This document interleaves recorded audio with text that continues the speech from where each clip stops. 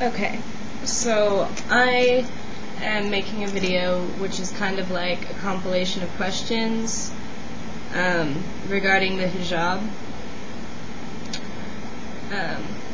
Or if you're too American to know what that is, that's the scarf that Islamic women wear, and it's not just Islamic women, but it's the one that doesn't cover all the way up to your eyes. It's the one that just covers to underneath your neck, like covering your hair.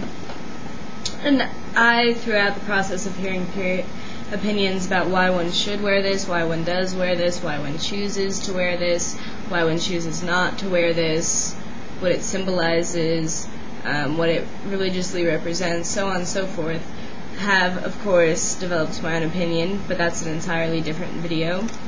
So these are just my questions on opinions I've already heard. First off, I myself do not really judge beauty by hair. I think that's kind of a strange concept, considering that there's so much about facial compounding and eyes, which are so much more attractive and alive and filled with energy rather than hair. For example, on the computer screen right now, I have been looking through pictures of women wearing the hijab, and I can certainly distinguish more attractive women from lesser attractive women. I also still know they're women. I hear that it's security. I hear that it's modesty, shyness, dignity, which I would consider bold and good. And I understand the concept of dressing the way that you are. Like, a modest person probably doesn't mirror Britney Spears. This is valid, very valid. It's important to show the person you are in the way that you carry yourself, the way that you dress and walk, act, and speak.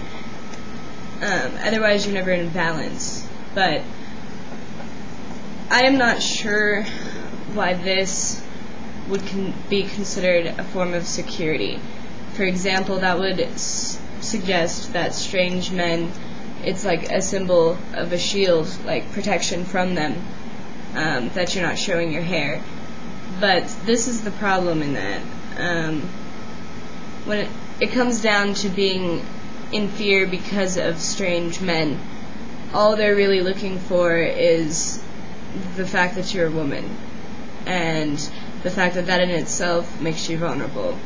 And I think walking around with a scarf on shows that I'm a woman just as much as walking around without a scarf on, and in either case would make me vulnerable. I also don't think that its security is as simple as a veil. Should that person or strange man take advantage of your vulnerability, I don't think the veil would help you. So in the circumstance the veil is preventing, the veil does nothing. In that circumstance, the only things that would help you would be like running really fast or a weapon. I understand about not being scantily clad or seductive for a lot of different reasons. I personally myself don't find it very comfortable to be hit on or to be whistled at or yelled at from a car window. But I don't necessarily see how wearing a hijab would change the fact that I'm an attractive woman, or the fact that I'm a woman, or the fact that I'm vulnerable, or solidify the fact that I'm a modest person. I think I would be a modest person with or without the scarf. I think that's kind of how it works. You either are modest or you're not, and you're either shy or you're not.